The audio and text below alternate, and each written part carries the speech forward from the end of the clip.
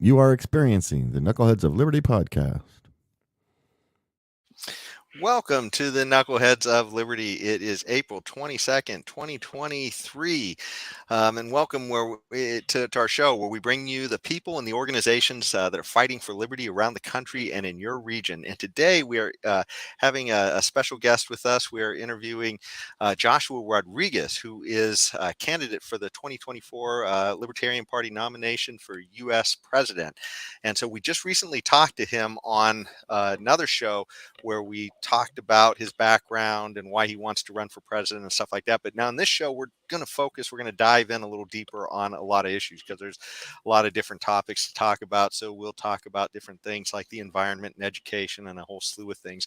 So we can take a deeper dive. But before we get into that, let me introduce you to the rest of our panel. In our upper left-hand corner, we have Leon, the word Brathwaite, last word in liberty. He is a retired engineer in the state of California. In our lower left-hand corner, we have our screaming eagle of freedom, Tim Everett. He is a pilot in the state of California.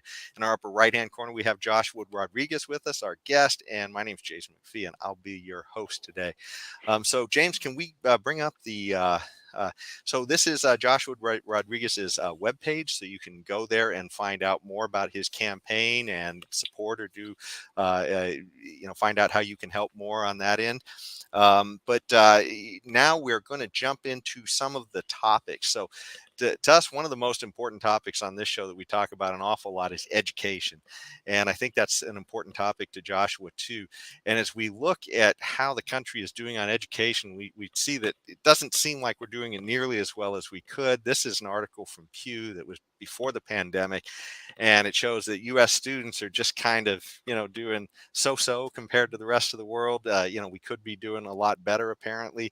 And that was before COVID, where everybody took a big hit on COVID because they locked everybody down and tried to force everybody into distance learning. And of course, it seems like we get a lot of static as well from the teachers unions about trying new things and having more choice.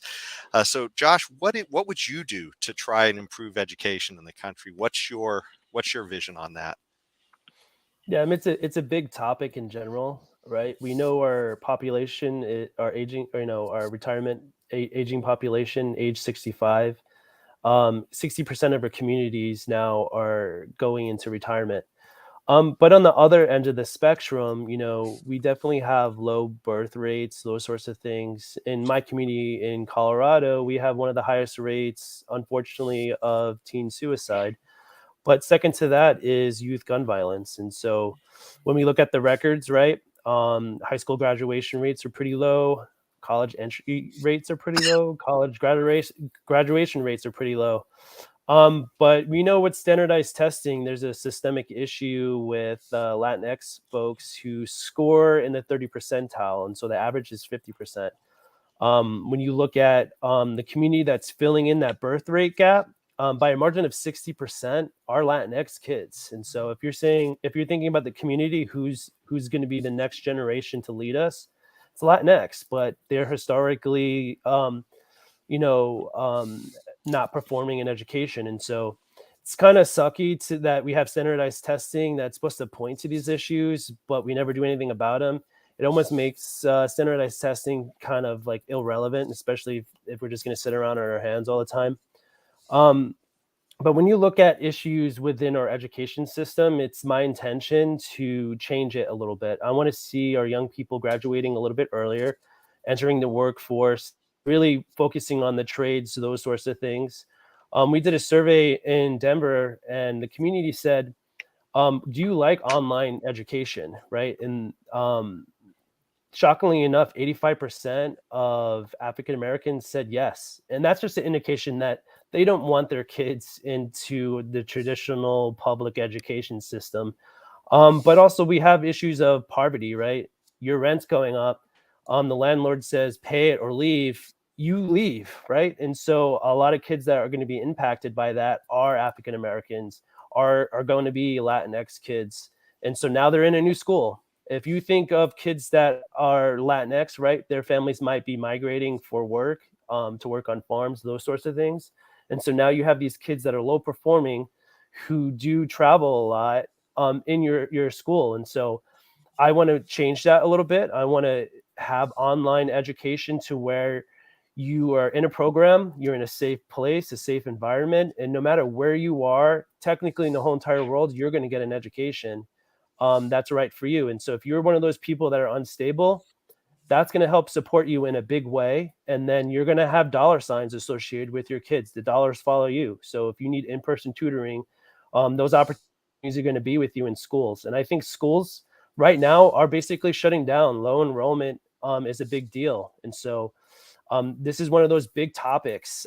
Your public charter school, your public education are fighting over kids right now. And so it's a big deal. Right now in my community, we elected what we call regional transportation districts, RTD. They're the buses, the trains, they represent your district.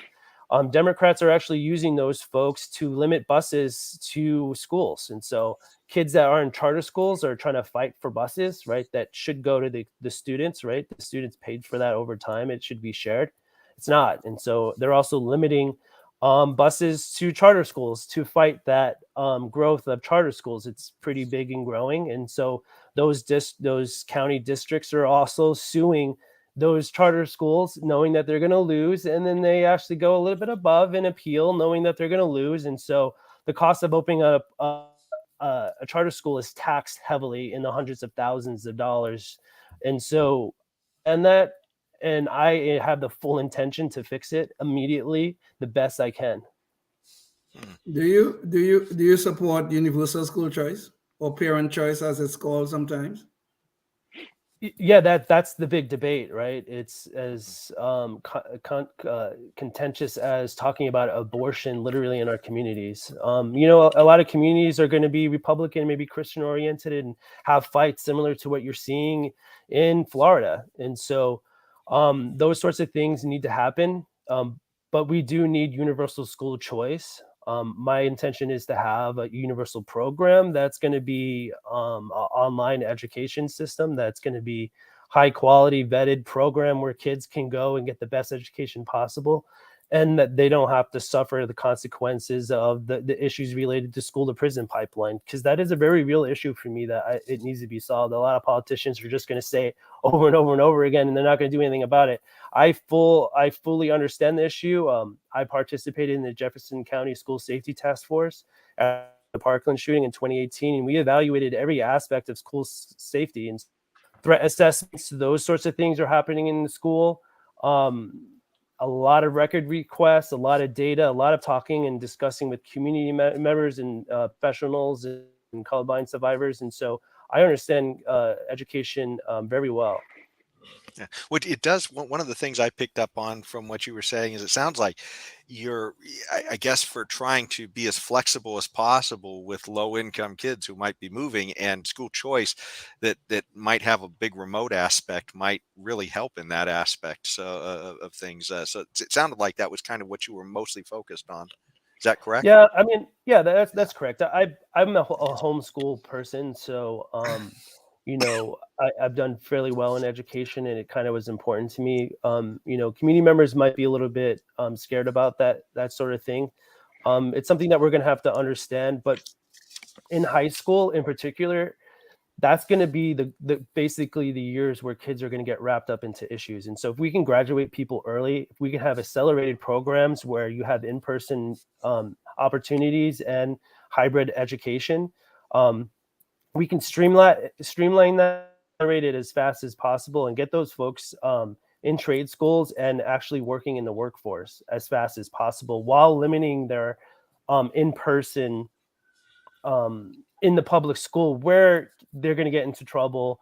10th grade, 11th grade, 12th grade. Now we're entering the time when policies of trying to kick out school kids don't work, and now they're trying to get law enforcement involved, and they may or may not be doing it in an inappropriate way. Regardless, they don't want to educate those kids anymore. They're trying to find ways to kick them out, actually. And so they introduce a law enforcement. That's why there's a big push for not having law enforcement in schools in the first place, because it limits more opportunities for that to happen. Yeah, well, certainly moving away from the brick and mortar, would help with a lot of that as well, because then that debate goes away. But with your background, it's kind of a technical background in engineering. It sounds like that might actually help with some of this remote learning. But that brings us to another topic as well, which is digital privacy and censorship, and certainly that has some technical aspects as well. And James, can you pull that up, the visual?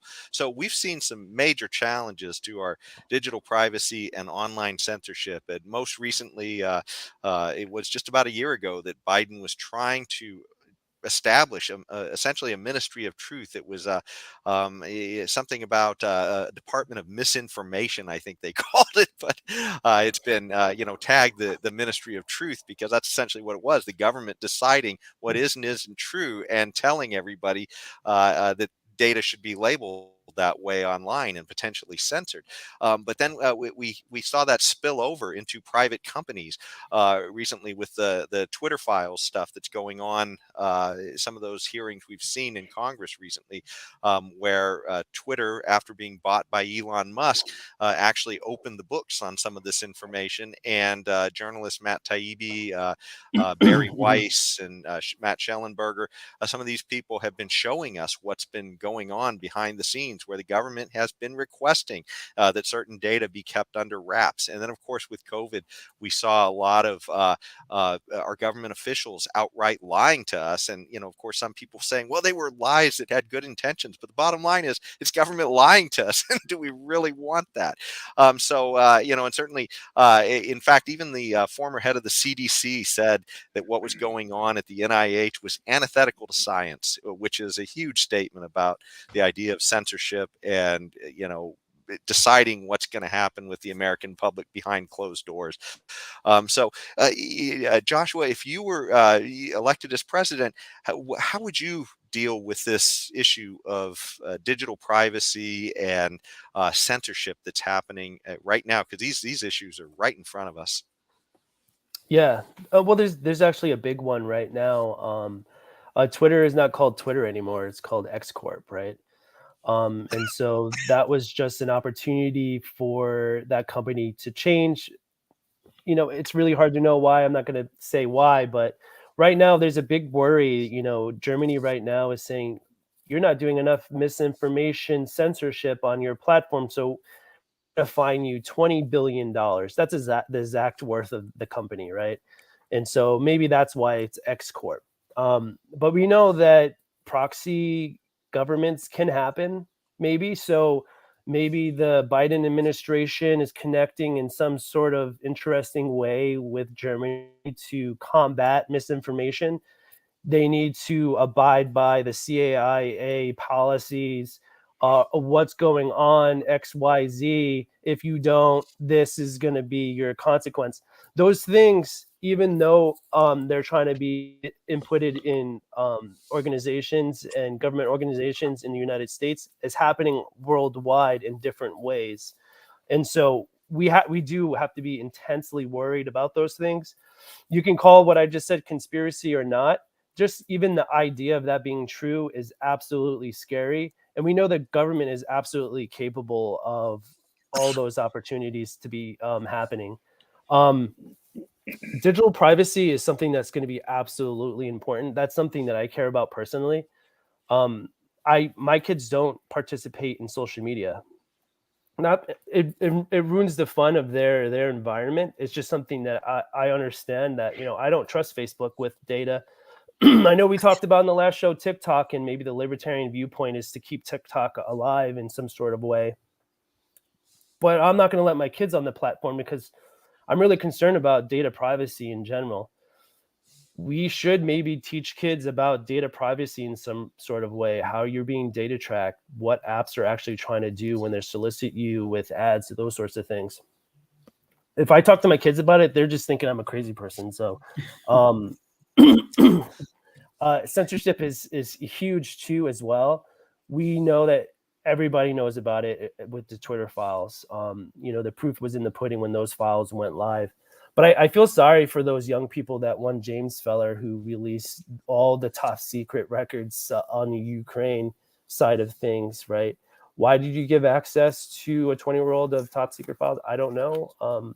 But it happened. I applaud that young man, and I can't wait to pardon him. There's plenty of other people that have encrypted platforms that are sitting in jail right now.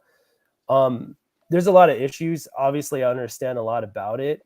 It's going to be part of my policy platform. We're going to get a lot of things done. And I think both Democrats and Republicans, maybe Republicans more so. But big tech, really, we talked about this earlier in the last show.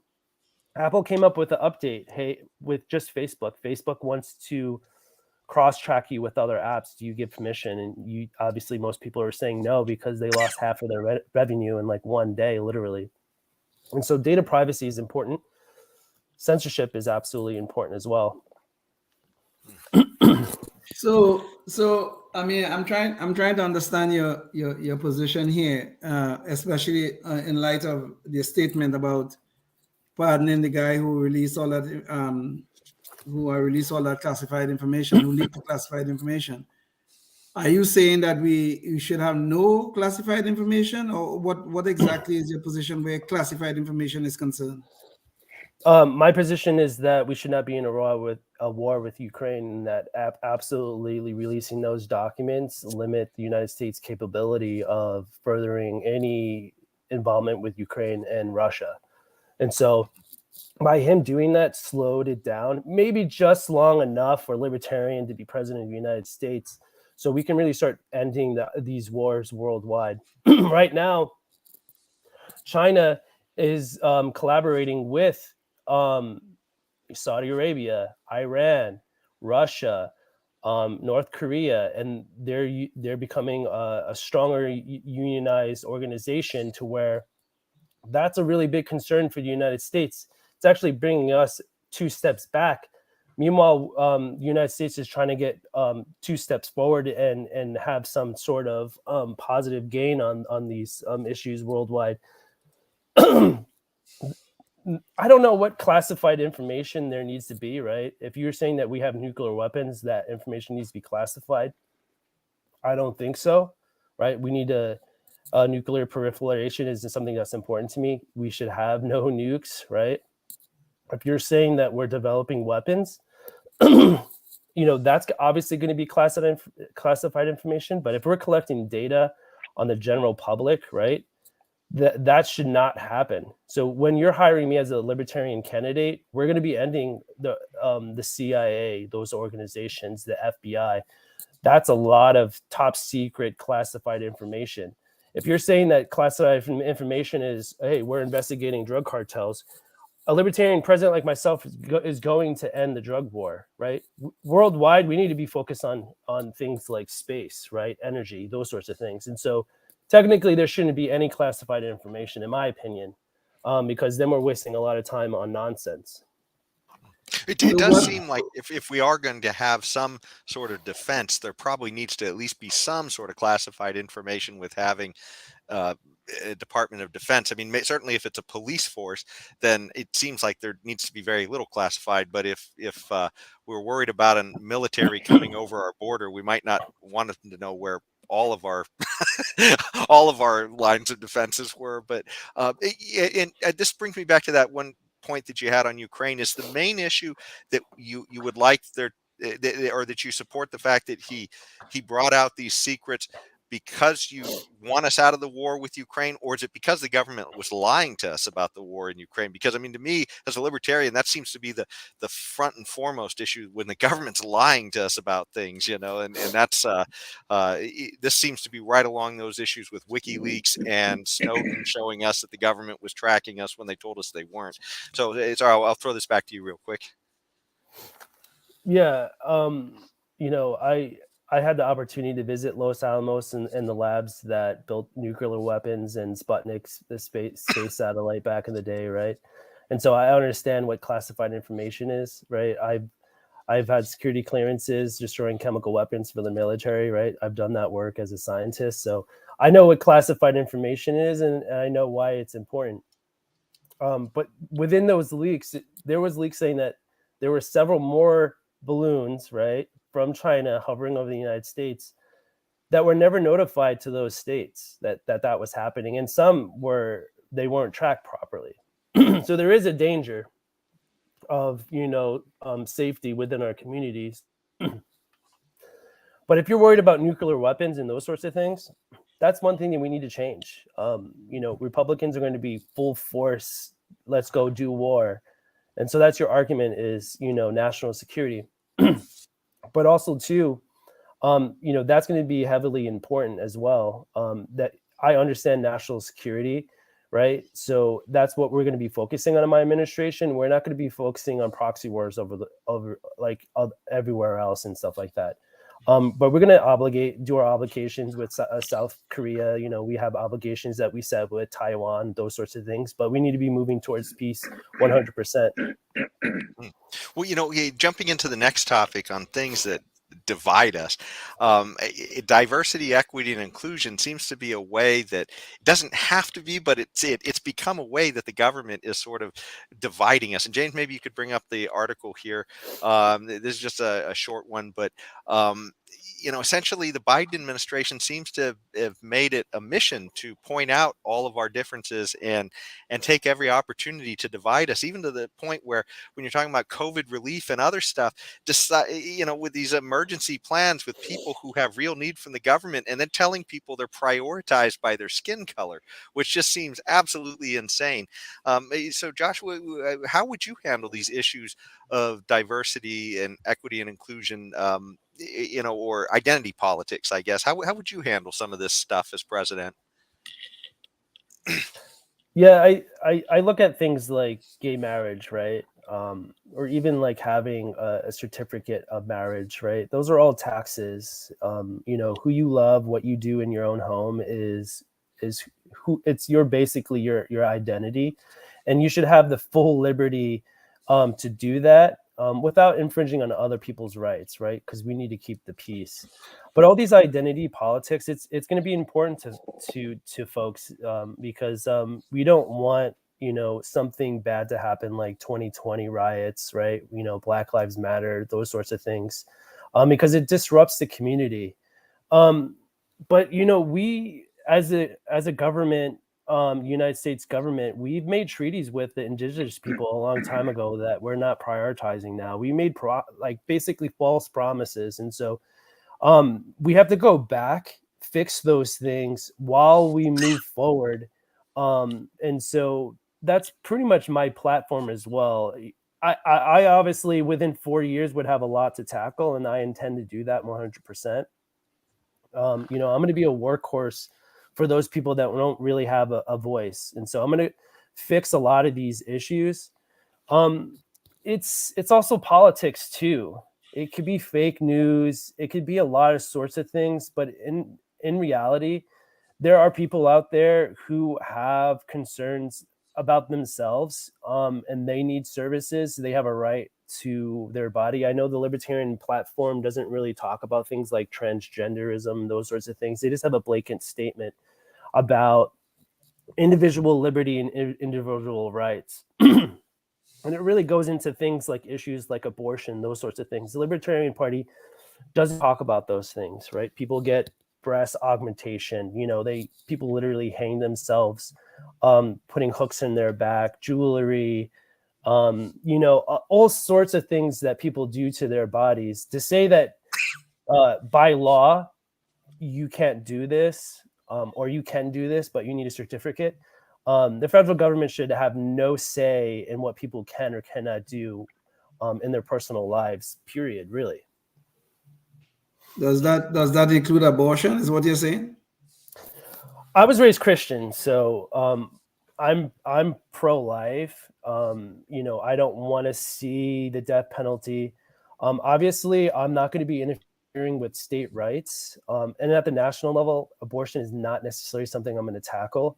But I understand that we have population, potential for population collapse. And so I was one of those people that needed help, right? I had one child in my undergraduate degree, and I had another child during graduate school. And so having kids is obviously something that's important to me. But I didn't necessarily have the resources to have kids, right? To be able to go to school, I had to work my butt off paying for daycare, those sorts of things. But if you're a young woman, the highest rates of abortion is those girls. They're gonna have an abortion during college because they're focusing on college. That's important to them. And then they might not have kids for quite a while because now what's important to them is focusing on their career. And so obviously Colorado has one of the highest rates of abortion. You add that with youth gun violence and teen suicide, it's a huge number. That means within your county, you're getting 1 to 2 young people dying by suicide or youth gun violence in our community, and it's it's absolutely tragic, right? And so it's something that I'm just trying to fix, but we need to figure it out. It's not just a cut and dry thing, especially for a libertarian candidate like myself. Well, I think jumping that gives us a good sense of where you are on identity politics. This one will probably be a quickie, but James, maybe I could get our invisible hand. We could pull that up. Yeah. So the debt, obviously, this is one of the biggest internal threats I think that we have, is that we've spent so much money that now we see inflation is starting to creep up on us and everything else. But I mean, this is our Treasury page. You can find that at fiscaldatatreasury.gov. So we're not making this up. This is what it looks like. I mean, over time, 1922, see, it's way down there. We're at 2022, and it is just grown massively in recent years.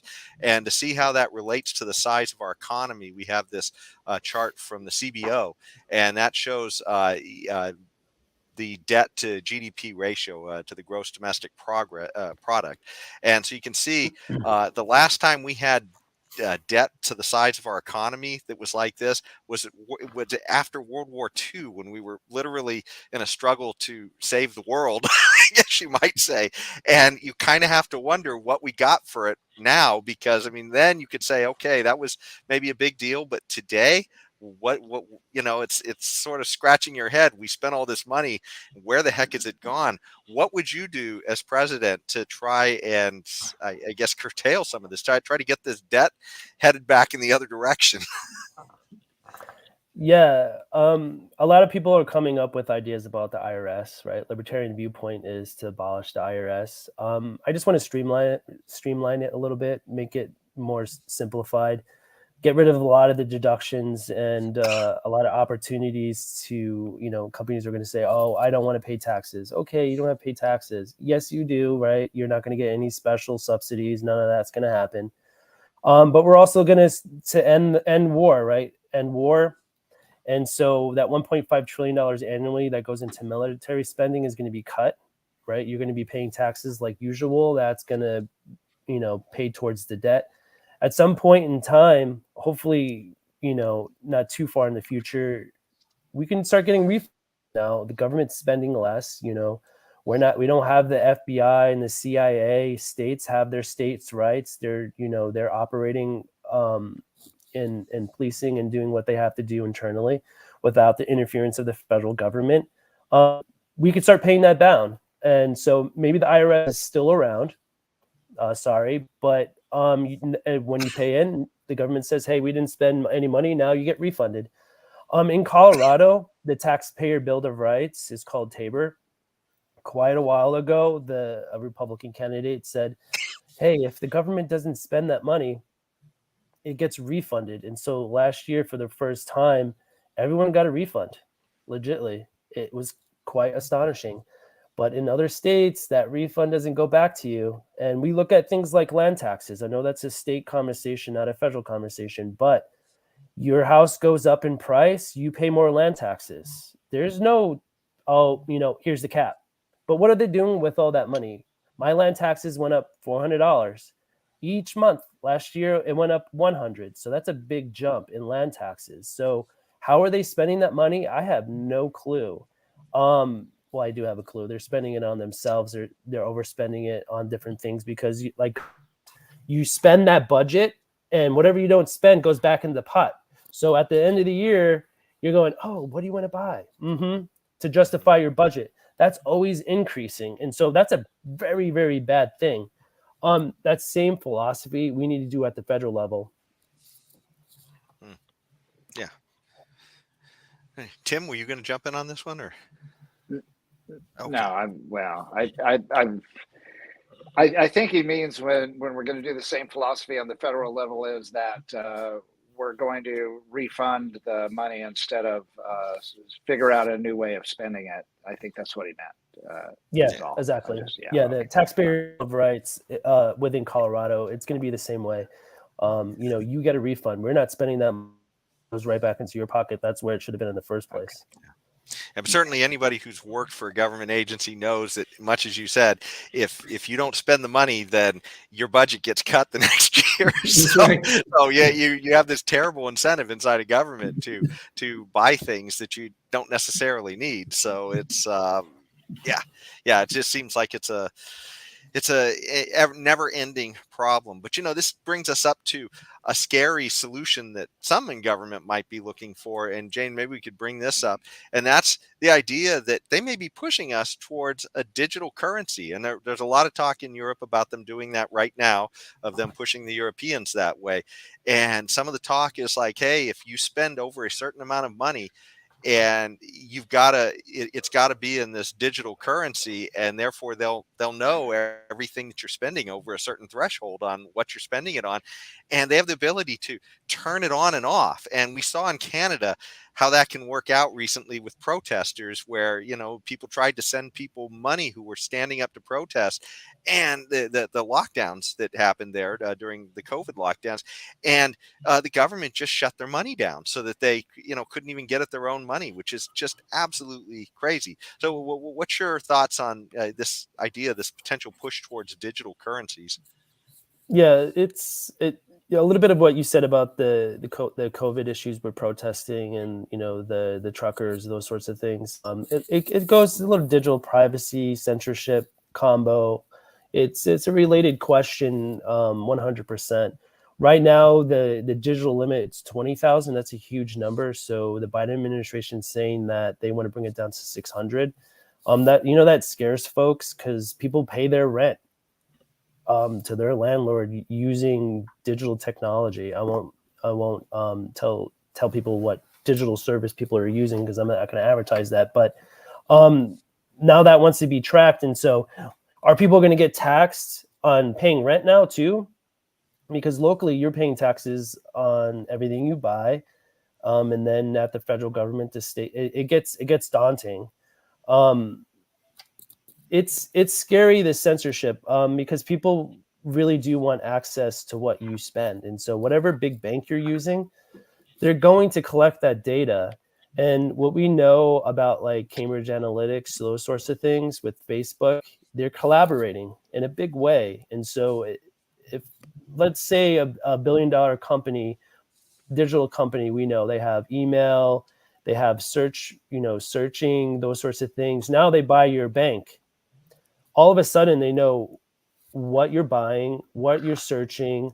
And so if you're a child, you're going to get inundated with all these things that say, hey, buy this, buy that. And now if you have a crazy thing called TikTok showing you things, now you're getting not only censored, you're getting like brainwashed. It can be really scary.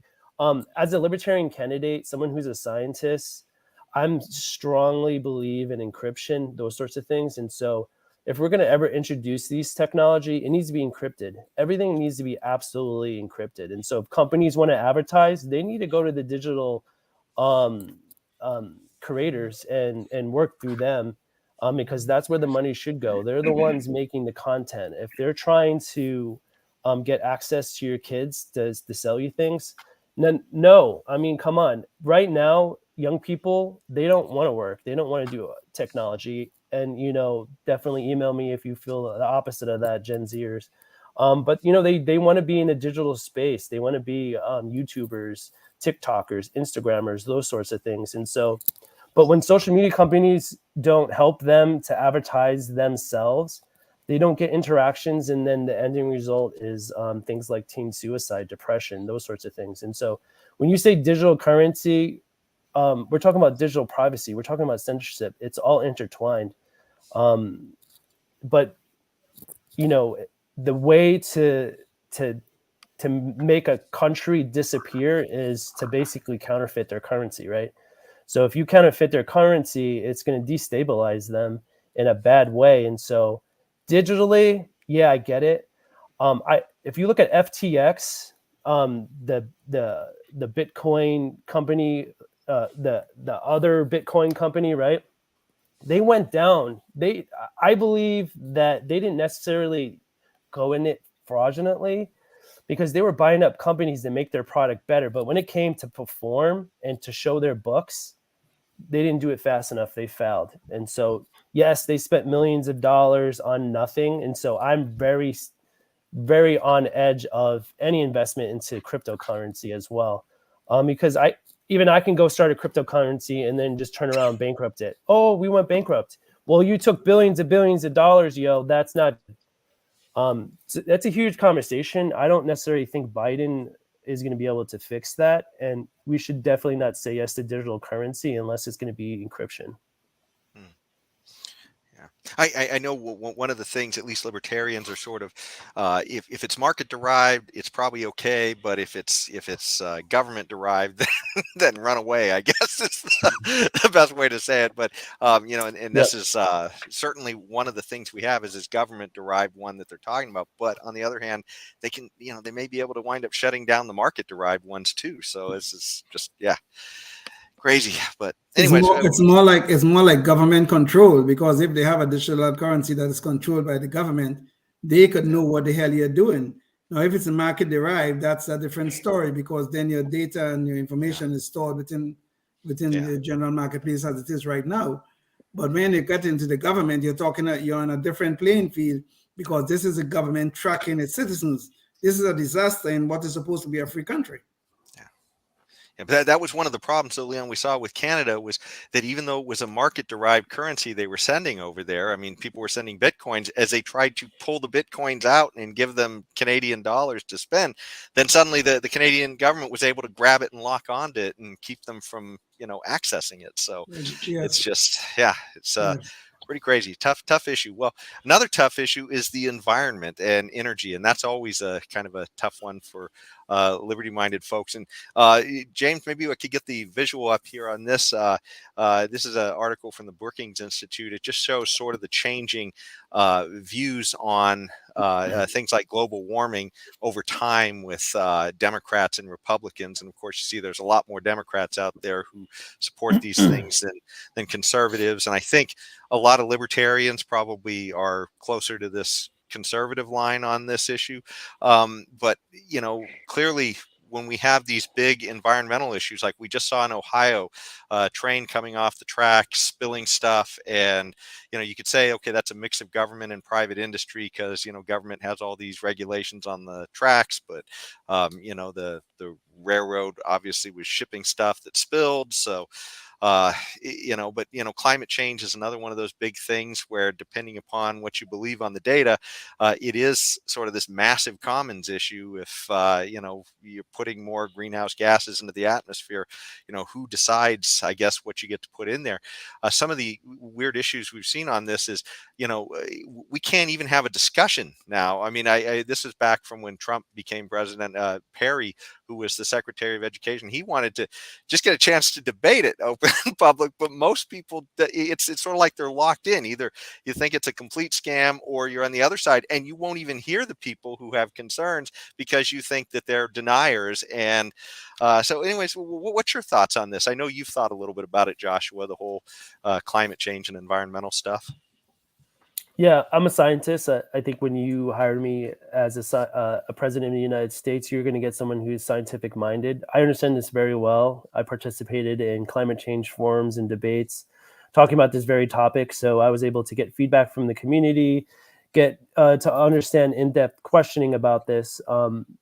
People say it's, global warming, it's not real, those sorts of things. But the fact of the matter is, within the last decade, Philippines got a tsunami and displaced 5 million people. That population growth has increased. So that displacement is even larger. When you talk about droughts, food, population migration related to environmental issues, it's going to impact the world in a big way. But if you look at Venezuela, I know quite a while ago we were talking about corn and ethanol, those sorts of things. Venezuela, they only use ethanol, and so you get more engine performance with ethanol. It's cleaner burning, right? So your engine lasts longer, and the emissions is absolutely lower.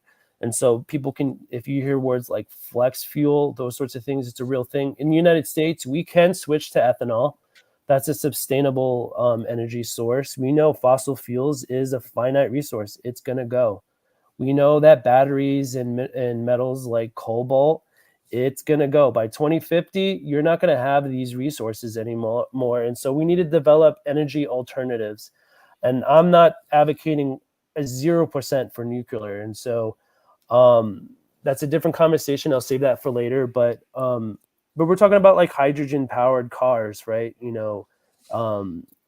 Companies like Rolls-Royce are developing rocket engines and plane engines that are hydrogen fueled sources. And so space exploration on the moon, looking for that super fuel, right? That protonated hydrogen helium, right?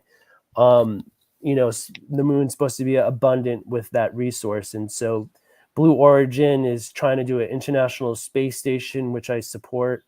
And so they want to do an opportunity to mine the moon. Those sorts of things we need to be focusing on. So energy alternatives, they're there. There's opportunities. But we need someone like myself that understands it. And so I hope people vote for me when the time comes. But those sorts of things I understand completely, and it's absolutely going to be part of my platform. Obviously we talk about a lot of things, and I say I have a lot to do, right? You do. So Joshua, if I told you that there's enough natural gas to last us 1,000 years at the current rate of consumption, would you believe me, or would you think that's just fiction? Well, obviously, if you burn it all, it's going to just disappear, whether it lasts 1,000 years or not, right? People say that about nuclear energy, and we know in Japan there was their nuclear plant basically had issues, but most recently they ended up dumping 1 million gallons of nuclear waste into the ocean because they didn't know how to dispose of it, right? And so how we use our resources is important. In my opinion, fossil fuel should be in reserve. 90-something% of our military is run off fossil fuels. So if we're giving it away, if we're not storing it properly, if we're not saving it for that need, in 1,000 years, we won't have the military that we need, or X, Y, and Z. But no, I don't think we have 1,000 years worth of fossil fuels. Companies came out and said that they're running out, but you never know. The countries might find reserves of fossil fuels somewhere overseas, which they have pockets of natural gas. Those sorts of things definitely can happen. Well, I'll just tell you something. I won't go into the weeds. Okay, there's something called natural gas hydrates, and we have an abundance of that is untouched at this point in time, and it's far more than 1,000 years of it available at current rates of consumption. But that's for another discussion we can have at another time. Yeah, let's not go too deep. Yes, But right. this does get us into another It's issue, interesting, though, and that's you got my interest. well, there are issues too with I guess the back end of this topic is energy, and that brings us also into our other another topic as well as trade. And we see this issue where with energy resources, Biden had shut down his first thing when he came into office was to shut down the pipeline to Canada. I can't remember the name of it off the top of my head. Keystone, that's it. Yeah, the Keystone pipeline. And then he decided it was, even though he didn't want to see domestic fossil production, he decided it was okay to go around the world asking some of the worst dictators for their oil, which was kind of a funny thing. Maybe we could get a visual on that, James, real quick. That was just a picture of Biden fist bumping the Saudi Arabian prince there, trying to, I guess, get them to up their production. And by the way, they didn't work because they've cut their production. So, and of course, he's gone to Venezuela as well, asking those guys for oil. But so there's issues of trade here too. That we used to be an exporter of energy, and now we're an importer of energy again. But what about other issues on trade as well? I'm not going to say the name of this film because when we did an interview with somebody who was in it, and it actually got blocked by Facebook, so I'm not going to say it. But there are issues with intellectual property too. And I believe you mentioned this in either earlier in this discussion or in the last show we did with you, where there's issues with maybe if China is stealing intellectual property or other things like that.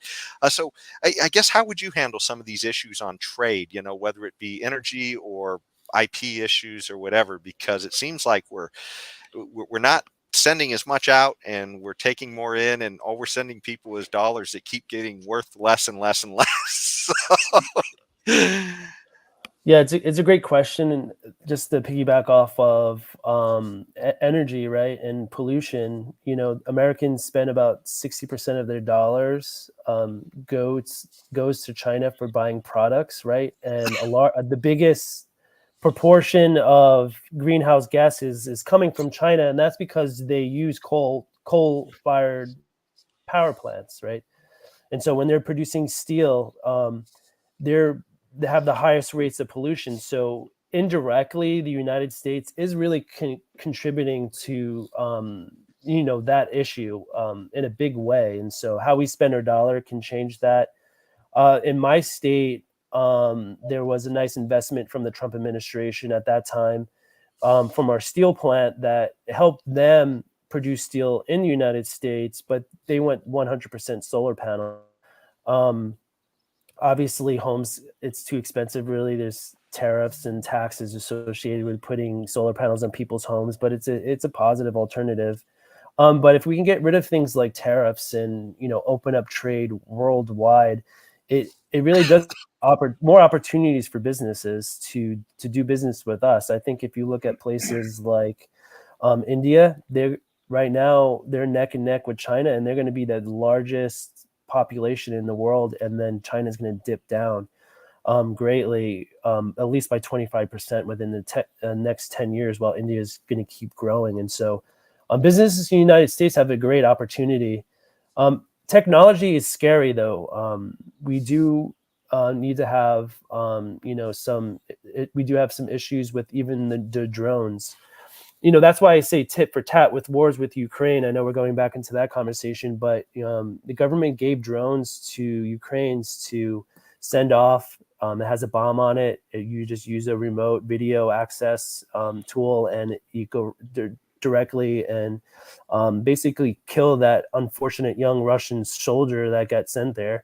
But then Iran said, "Oh, we can help you, Russia," and they created kamikaze drones now.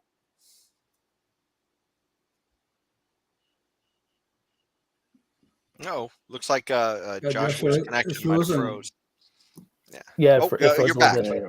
Okay. Yep. Yeah. So countries do steal technology, but if we're sending kamikaze drones out there and starting that, then we just introduced that, and now another country is going to have to reciprocate in a bad way. So that tit for tat, I'm hoping to end. So the technology stealing is a big deal, but companies need to internally take care of their own proprietary information and safeguard that themselves. So that's going to be on them as well. I just have one question. This Colorado steel company that got money from the Trump administration, and they started I guess they used some of that money to power their plant with solar panels. Is that correct? Yeah. Oh, good. Okay, so do you recall from what country they purchased those solar panels? Yeah, most solar panels do come from China, but I know the Trump administration increased the tariffs on those to basically cause kind of like the United States to be a opportunity for them to be a bigger supplier of solar panels. It's a question mark. I don't know that. I'm guessing that on the market, it's probably from China. All right. Yeah, just curious. Well, it's funny. You talked about certain technology that's used in aggressive ways, and that brings us. You've already kind of talked about this, but I'll just bring it up real quick for you to knock it out of the park. Military. What would you do on the military? Yeah. I have just very huge concerns. You know, I speak to young people all the time, and they're like, "Oh, I want to be a nurse, and so I'm going to be in the military. I'm going to make $100,000 a year." And I'm thinking to myself, yeah, okay, yeah, you know, in a positive way. You know, I'm not there to say pros or cons, but you know, I have relatives that you know, suffer from post-traumatic stress syndrome, and so you know, they have mental health issues and substance abuse. And I had you know, one of my best friends died by suicide. He was a military member. First responders, nurses, EMS, doctors, all those folks are going to be suffering traumatic situations. And so we have to applaud those people 100%. And so I think my candidacy is going to support them every single way we can. No administration will go a step further by allowing these folks to have access to medicinal drugs like cannabis, whatever they need. You know, we're going to get them the opportunities to be successful. And that goes for the whole United States, really. So military is going to change a little bit. You know, my motto is end war, cure cancer. And so we're going to start uniting as a global community to find some commonality to work on. You know, we talked about the International Space Station. You know, that was collaborative. You know, no one was up there upset with each other. You're exploring space, you're shaking hands, you're doing legit space experiments, and you're collaborating. We should never be in some weird situation now where we have a space force. Like, how far do we need to get to a situation where it's never ending? The tit for tat we talked about, it just really needs to end. So we need to make amends, apologies, whatever it takes to get things done and fixed. The military is going to change. As a libertarian candidate, you could just the national platform and my platform, and you know it's going to change. It's going to change in a big way, and I think in my mind it's going to be positive. Well, Ron Paul was. What? Yeah. I'm sorry. Oh, sorry. I was just going to real quick insert. So Ron Paul was definitely for pulling in almost all of our, you know, people overseas because we don't need to be there, in his opinion. Therefore, that's a big reduction. But go ahead, Leon. If I'm just assuming that was kind of where you were going with it. Yeah. I just wanted to know when you say the military is going to change. I mean, what are the changes are we talking about? Yeah, specifically those sorts of things. You know where we are in the world diplomatically. You know, we're going to speak directly with, you know, Russia, China, Iran, continue our relationships with Syria, Saudi Arabia, North Korea. And I said this in our last broadcast that, you know, when I'm nominated as president of the United States as a libertarian candidate, I'm going to go overseas and I'm going to start that peacemaking process immediately. Obviously, the countries are going to start taking me seriously, and I'm going to fly over there. I'm going to spend my time, and we're going to actually broker peace deals, a signature on paper.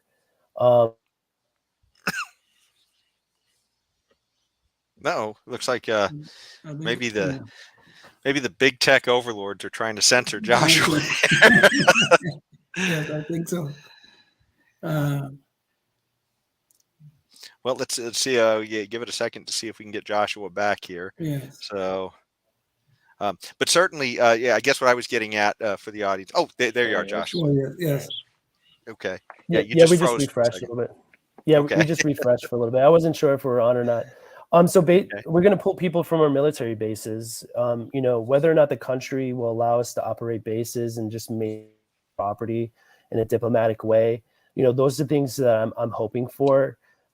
Just nuclear proliferation, right? Getting rid of nuclear weapons and working with other countries to do the same thing as well. Those are big changes immediately, right? And so if we can do one step forward in a positive way, that's going to be a great thing. Right now with Ukraine and Russia, they're uniting with China and Saudi Arabia and Iran in a big way that puts us a little bit behind now. The last thing we need is China supplying technology to North Korea, so now they have nuclear weapons. Maybe North Korea should have the right to self-defense like every other nation in the world. But that's not good for me because as a libertarian candidate, I don't want them to build nuclear weapons because I don't want nuclear weapons. I don't want Russia to nuclear weapons. I don't want no community to ever have to worry about nuclear warfare. I think in general, people just need to understand that these warheads are just going to target military bases. So you live next to a military base, it's a target. Airports are going to be targets, right? I don't think any country is going to, bomb a populated area like New York. It could happen, but but we have to make sure that when we do things, it really needs to be towards peace and unity. Okay. So Joshua, I know what your goals and aspirations are noble. I applaud you for that. But we cannot be naive to the fact that there's evil in the world. And some of that evil is directed against us, the United States. What do we do about that while we're trying to make peace in the world? I was raised Christian, right? I was homeschooled at Christian schools when I was younger, and so those sorts of things. We're a Christian nation, and so the community members right now that are atheists, those sorts of things, other countries don't see that. They see us as a Christian nation, and so in their philosophy, that their philosophy might cause make us an antagonist in a sort of a way. And so what you might be saying or leading towards is there might not be opportunities for peace. But I look at places like Iran where people were protesting. Those young people were saying that they don't want this. They're in jail for life in prison. And so I unfortunately know the CIA got involved, so there was no natural leader popping up because they always get involved with those types of political protests in other countries and stuff like that. I would like that for that to change a little bit, to get an organic change within countries. But countries have the right to self-defense. They have a right to the religion and how they want to run the country. But I do have the hope. I have the faith. But both Democrats and Republicans right now, we saw the vote to end the situation in Syria. Both Democrats and Republicans said no, we need to keep it. And they were saying that was a national defense thing. They were legitimately saying that, and it's continuing, and we all see the negative effects from it. It's amazing how many things we do outside of our country in the name of defense.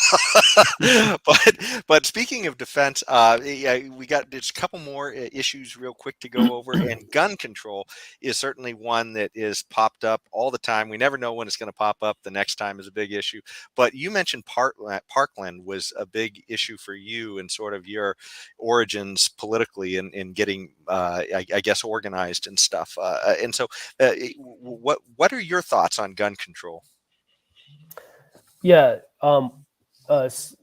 school shootings is something I'm going to be focusing on, and especially youth gun violence. We had a young person in my community. He was scared in school, and so he used social media to find a weapon. He used Instagram. They call it MOM is the term, right? Metal on the market, and you just basically search, those sorts of things. Like, there's ways to find weapons through the back house. Unfortunately, they weren't going to sell him the gun, right? And he just ended up shot dead. We had another young person that was just in a mall, got in a social media conflict, right? That's how most of these issues are happening now, is through social media beefs. He was 13, got shot. Another community member continuing, stabbed, beaten, and shot, 13 years old. And it was almost no one got shot. It happening over and over and over again. So you talk to those victims, those community members, those who died by suicide. I reach out to those moms. I had a mother that, didn't respond to me, and it took them 2 years to connect with me. They released the note of their child. I got access to their social media, those sorts of things, and worked with them to try to better understand their situation. And, social media has been a negative thing in our community with gun violence. And so we need to start understanding that young kids might not shouldn't have access to social media. And so that might be a little deviation from my platform, the Libertarian Party. Should kids have access to social media under the age of 16, 13, and those sorts of things? Those are things we need to figure out. I meet with people that advocate for gun control because they're the ones that have the most knowledge. And so I try to better understand everything I can about issues related to gun control. But when we talk about it, gun control, Chicago, your guys' home state, California, we're not really getting a lot of positive solutions. So maybe the solution is private security who has guns on school campuses, right? Maybe we should have guns be armed with weapons, or teachers be armed with weapons, right? We have to go we have to go crazy. We have to go radical. We have to do things that might not make sense, that we might not want to do, that might not be trendy, to get things solved. If I was mayor of my city, I would probably develop a 2-shot pistol with ammunition and a voucher to go get gun training. And I would send that to every shop owner, right? If we arm 5% of our community, those robbers who are trying to target their next victim would be going, oh, they might have a gun. I'm not going to go into this shop because it's basically like robbing a gun store. You don't do it because the shop owner has the right to bear arms constitutionally, and we made it happen. So that's my idea of gun control. Your best defense is self-defense. We know police officers only respond to violent crime. They don't stop it. Their role is investigation only. And so if you're asking for help, you need to have that constitutional right. Just a little bit further, in Denver, there was a gentleman. This was a news organization. They went out during the 2020 riots, right, or protests, whatever you want to call it, in Denver. They hired private security. The security guard shot somebody, and we were like, they didn't have a license. You can't carry a firearm in Colorado unless you have a concealed weapons license, those sorts of things, blah, blah, blah, blah, blah, right? This person should have got hit with major crimes. The DA was like, you have a constitutional right, Second Amendment right to self-defense. We can't combat that. So they dropped the charges. Maybe it was the news organization's help, probably. But in the end, no matter what the gun law is, you have a constitutional right to self-defense in Chicago, in California. Yes, you're going to have to go to court. Yes, you're going to have to deal with it. But in the end, folks, you have a Second Amendment right. And so gun control really is just protecting yourself. I'm sure Tim will want to jump in, but real quick, I wanted to summarize. So it's about mental health with young people and controlling social media, and then more good guys with guns. That sounds like kind of where you're headed. Tim, did you have any thoughts on the whole gun control thing you heard from just Josh? Just a quick question, just kind of definition here. So is it the right? Does it come because we have a constitutional? It's talked about in our Constitution, or is that right pre-existing and a natural human right to defend yourself? Yeah, from a Christian value,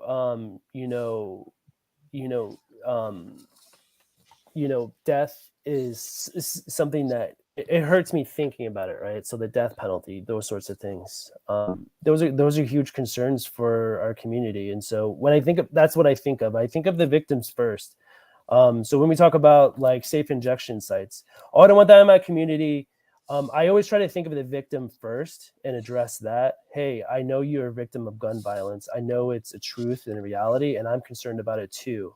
And so when you start talking about things like guns, and your belief in the Second Amendment, For me, I think everyone should have a 30-round clip, AK-47 with 2 magazines, a grenade, and a bulletproof vest in your home. That should be your constitutional right. Your taxes should pay for that or something like that.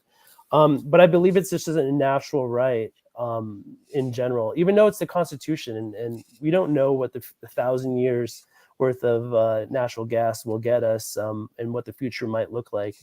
But we can't shy away from that.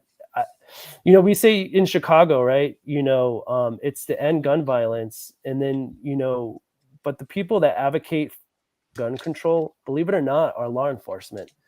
If there's a rifle pointed at you across you're in a supermarket and there's a rifle pointed at you, you're not missing.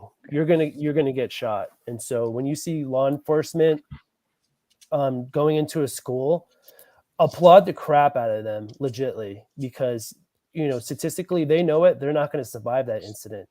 But that goes right back to gun rights. You have a right to bear arms. You should, in a school, in a church, in a storefront, a natural right to defend yourself, and that particular weapon is going to be something that's going to be necessary. Yeah. Well, this brings us up. We're almost out of time here. So the last topic I just wanted to touch on real quick, infrastructure. Usually this is something that, it's not a big topic, I guess, for libertarians, but because every time we turn around, they want to spend a ton more under the guise of infrastructure. I just thought it'd be interesting to hear your thoughts, because every time there's another trillion or two, they're talking infrastructure. So what do you think about that, Josh? It's scary the way you said another trillion or two. That's pretty scary. I know you guys. I know. Well, in California in particular, I applaud the idea of having transportation like a train from point A to point B. But when the government gets involved, it gets a little tricky, a little messy. You guys are, I think, like 20 billion for that train being developed in your community. They're projecting, I think, well over 100 billion. I think the bullet train. Yeah. So that's highly well-traveled zone between Fresno and Bakersfield, or a fast way to view cows. Back and forth. Right, yeah. It's the 99 and the 5 aren't good enough, apparently. Sorry, go ahead, Joshua. It's scary from an environmentalist point of view, though. Their solution is just expand the highway, and so that's more pollution, that's more cars on the road, that's more issues that don't need to be in place. So I applaud the idea of the train. That's my philosophy. It's just a cost. And anytime the federal government touches something, it hurts. It hurts in your pockets. But I think a private company wants to do a train from like Las Vegas to LA. Yes. And they're like $5 billion. I think they can do it. I think they can legitly do it. They don't have like union people like putting money in their pocket. They don't have like friends of friends. So that's the idea, the libertarian viewpoint. You privatize those roads, those sorts of things, you're going to get big benefits. Not to turn the conversation, but housing is a huge issue for our next generation. Our young people don't want to necessarily get into the trades, and we have our retired folks going out of the trades, and so it leaves a lack of housing, and housing costs are going up. And so if you're trying to subsidize in some sort of way your pocketbook, public transportation is going to be absolutely necessary. Fast transit and buses. Millennials, believe it or not, they don't drive, and Gen Zers are like, I don't have a license. I have a license. I do have a license, by the way. But communities that have high density, they just use bikes. They use the electric bikes that are on the side of the road, the scooters and stuff. So it's changing. Transportation's changing. Yeah, well, it just seems like when you mentioned expanding the highways, and so their solution is to build a big train. I mean, that's kind of command and control. It just seems like you put a price on the pollution, then let everybody else figure out the best solution for it. Always seems to be a better way to go. But anyway, that's just a digression. But I guess we've gotten just about to the end of the talk. And James, could you bring up Josh's webpage again. So this is where you can go to check out Joshua's website.